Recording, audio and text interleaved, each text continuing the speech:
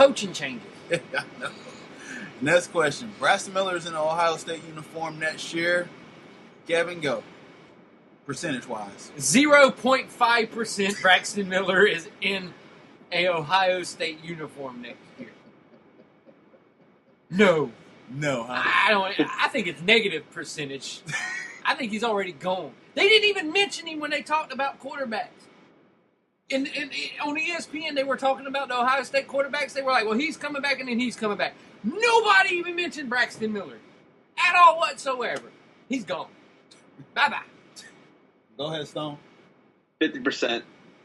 I mean, he was the best player before these two guys, J.T. Barrett and Cardell Jones. So I give him 50%. Now he's a bad action hero movie.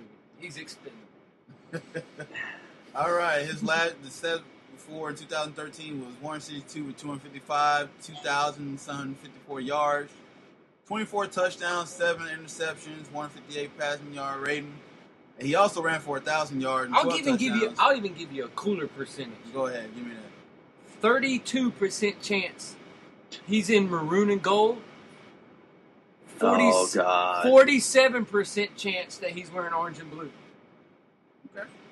All right. My percentage, I'm going 10%. I really don't see Liz Evermeyer really convinced the guy to stay. Cardell Jones already announced that he's coming back. If he would have announced that he went to the NFL, it would have been a little bit higher. But he would have came back if he would have. But I feel like I was talking to some of my coworkers. I got 3 Ohio State fans who I work with. God bless me. Did they move from up there to come down here, or did they just adopt them? They're all. I think 2 of them from Cleveland, 1 is from Columbus. So the 2 from Cleveland had nothing else to cheer about. Yeah, but I told them, I said it'd be interesting to see because I'd like to see because Urban Meyer did that 2 quarterback system again with Tebow and Leak. Maybe Barrett and Cardell Jones can be something intriguing if they. Well, there was a huge difference when he did that. Mm-hmm. Tim was there for one purpose and one purpose only. You're our fullback. You go and get us 1 yard, and that's all he used Tim for. He started using him there at the end for little jump passes and stuff like that. Tim was basically a glorified fullback in that first year there. These guys they throw the ball. These guys are money on throwing the ball and everything. They're going to let them compete. So I don't really see them going to that 2-system quarterback. But Braxton Miller would be the odd man out.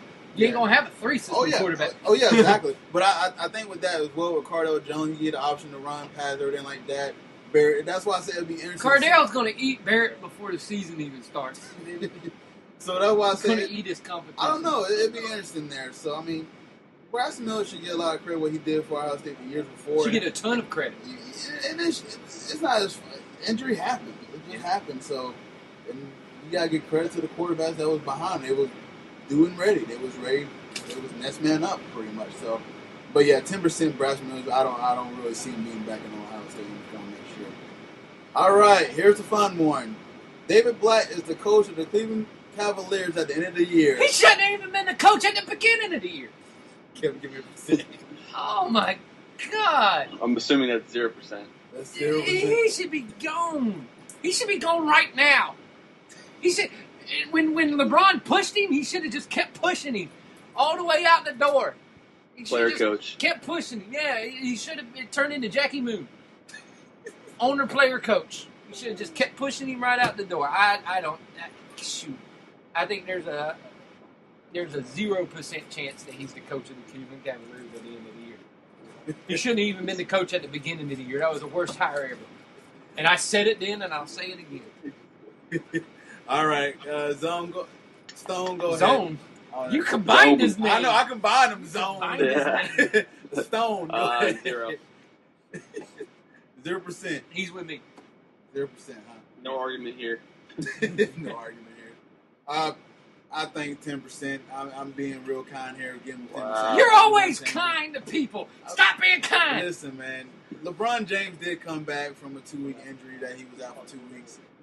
David Blatt, I know the team is under 900, 19-20, but they do play in the Eastern Conference. I say Eastern with the L and Eastern at the end. So, I mean, they could still be a 4th seed at best if they wanted to. They're going to win streak here. I mean, you're so nice. Would they turn around? I don't know, but it's just now you. They start dripping down at 8th seed. Watch out, Magic. Oh yeah. Well, save that because I got a question on that. So, but what? I just, man, it's frustrating. So I'm just going to go ahead and put them at 10%. Now they got Tyronn Lue who's calling timeouts behind the coach back. You got LeBron pushing the coach, and he's turning around saying, "I'm just protecting my coach." He should have punted him. LeBron James, who was hurt, but he was somehow at the national championship game. And rehabbing in Miami because it was too cold in Cleveland. Yeah, so I mean, that team is just such a mess right now, and you gotta have an ego, man. Like this is, I mean, I know LeBron's got a big ego, but you gotta step down your foot. And it seems like it's the poor puppet right here. It's just a sad puppet play right now. So yeah. All right, next question. Aaron Rodgers, at what percent does that right calf needs to be to have a chance of being the Seahawks? 137%. What? He needs to have a robot leg. He needs to have a robot. So Kevin said, hey, even at 1%, you're not giving him. Nah, he needs that leg to be 70%. But I don't think it's going to be 70%. But that's. I think it just needs to be there. What was the quote that Earl Thomas said? You just say? He thinks it's bullcrap. All right, go ahead, Zach. He just needs to be able to stand. So yeah, 50%. 50%. All right, you have to get Aaron Rodgers because we've seen what he can do on one leg, but it's still pretty amazing in the cold weather. Now you go to Seattle, it should be a little bit warmer, but either way, I don't. A little bit warmer. Yeah, I don't. Think and rainier. Yeah, and rainier and the slot fest and everything like this. But the thing about this Seahawks defense, and me and Kevin will cover this on the weekend here when we preview the matchups. But they just bring relentless pressure. So Aaron Rodgers, if you had two weeks to heal that calf, and you still didn't look right, he just looked. And you got just the next few days off here. I'm giving Aaron Rodgers. He's got to be 95%. 95, darn near 100% to be healthy because we'll talk about that. We're not making a decision, but that's gave him 110. All right. Everybody already knew my prediction. Coach K is at 997 wins, and he can get. So I guess the question I want to ask you: can he get to 1,000 in the next 3 games? And on the schedule to let you know, guys, is number 6 Louisville, at Pittsburgh, 2, and at St. John's. 3. No, you don't get it in the next 3 games. What percentage? No. He just ain't getting it in the next 3 games. There's 0% that he beats Louisville. They lose to 0%. Louisville. 0%. They lose to Louisville. After that, maybe. They'll probably pull an upset on number 2 Virginia. They'll beat Notre Dame. They'll beat St. John's. But I don't think they get past Louisville. All right, your thoughts, Stone? Well, 0%. I don't have any. Yeah, I agree with Kevin. It's not going to happen, especially against Louisville. I'll tell you what, they're at home. I know their defense has been spotty at best this year. They've been spotty. Good. They got beat by 30. Yeah. By Miami. Yeah. So, I mean. It's a home. I mean, we know they got the wooden candidate in Okafor, so anything's possible with that guy on your team. But I'm going 75%. I think if they can get Louisville, then I think they can go and go on a nice winning streak, and then they'll probably run to Virginia and everything like that, and Georgia take out the worst. But I'm going. I think that Coach K get these guys focused and get it back on track here. All right, last question. Someone needs to snatch Will Muschamp's kids from the Florida basketball game. Little brats are in there wearing Auburn stuff. Go away with your daddy. All right, last question. Rub off on the basketball team. Of the Oddsmakers, the Orlando Magic can sneak into the playoffs and give me a percentage. I would go with Kevin first. Give me a percentage. 54%. Give them a little over 0.5%. Because I think after the All-Star break, people will start falling off. Some of these people won't play up to snuff like they've been doing here early in the season. People always end up falling off. Okay. I like that. Go ahead, of course Tom. you do. It ain't been over halfway that your team is If they can stay healthy, I'll give them 60% chance to make it to the AFC. I mean, they're only 2.5 games out of the AFC now. I mean, it's not like they have to do a whole lot more than what they've done already. If they stay healthy, 60%. And if they're injured, it's pretty much 40% or below. Yeah. And I got my sidekick here, so he can also answer. Mr. Malone, Orlando can sneak into the playoffs and give me an oddsmaker percentage on that, sir. I don't know. I'm gonna say 50%. It's hard to judge that team because they went through a stretch of a whole bunch of teams that are almost as bad as the New York Knicks, and they pretty much lost to all of them. But now they're playing playoff teams, and they're actually beating them. So I don't know what Magic team you're going to get on a day-to-day basis, but if they keep playing up-tempo and fast, and the Brooklyn Nets keep being the Brooklyn Nets, and sorry, Kevin, if the Heat keep being the Heat, one of those teams should fall out. Yeah, we're dysfunctional. We're dysfunctional.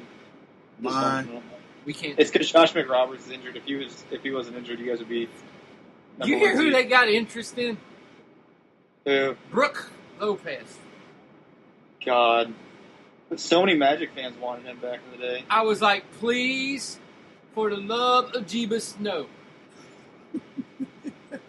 He's just never gonna play. I was like, no, I do not want a guy that's injury prone. Thank you very much. Just give him your foot, bro. I don't think he wants mine. All right, my percentage. I'm going with 60%. 79%. Oh, I'm going with 60%. I tell you what, after watching these last two, Johnny's right. You don't know what you're gonna get with this team here, but the teams in front of them: Detroit, Charlotte, Indiana, Brooklyn. You don't know what you're going to get with them either. Detroit, yes, they won this nice winning streak. I mean, they got rid of Josh Smith. It seemed like everybody get rid of Josh Smith is doing pretty darn good. I.e. Cleveland's going to get rid of Cleveland's going to get rid of J.R. Smith because everybody gets rid of him. Well, no, they still suck. Charlotte, they was doing pretty well without Lance Stevenson. Now he's coming back, so maybe they might start losing again. Indiana, Roy Hibbert do Roy Hibbert things. Roy Hibbert sucks. And then, of course, Kevin mentioned before, there's trade rumors of, where they're trying to do a whole fire sale. Now the owner who bought this team is looking to sell the team. He's like, now. I do not want this team no more. They can go back to New Jersey. He is trying to sell, so he go for the win now strategy. Somehow I want to go ahead and trade for KG and Pierce and make it seem like it's supposed to be a winner. You can take them back to New Jersey. And you get a mid-seed to get in the playoffs at best. But Orlando, they played, they're 10-15 on the road. They play the most road games in the NBA as far. They're 24. The next 40 is at home. So, if they want to go ahead and turn things around at home, because they only got like 5 wins at the home, I believe, they need to go ahead and turn some things around at home. But this fast pace that they're running now is very impressive. Now, the shots that Marvel was missing last night, if you put Tobias Harris in those with those wide open looks, I think most likely he would be able to hit those. So, Aaron Gordon would thrive in this pace. Just get out and run. So he's coming. Don't have a date on when he's going to come back yet, but Orlando's an interesting team here. There's been articles about Grantland talking about, they're just trying to figure out what this team is going to do. A lot of praise for Effort Payton.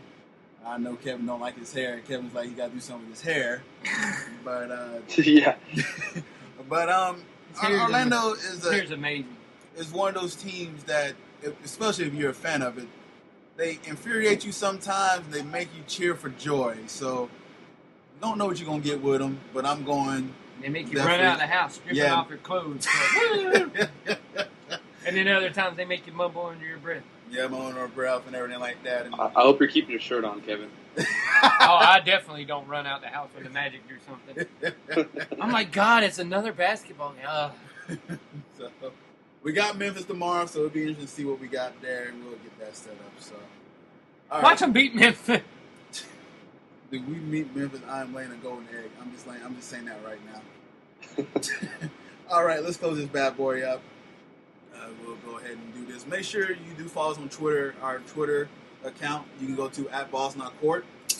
You can follow me at @CP. You can find me at KevinC2415. Mr. Stone. And I'm at Zach Pebbles. Nice. Fruity Pebbles. All right, so Malone. The Johnny Malone. There you go. He contributed near the end, so make sure y'all look for us up there as well. Ladies and gentlemen, you can go to the Facebook page and like the page for us. You can go to Balls Not Court Podcast and like the page. is where you'll find John Orr. He's not on the show right now, but that's where he'll probably be, or probably at school, or probably Maisie at work. never texted us that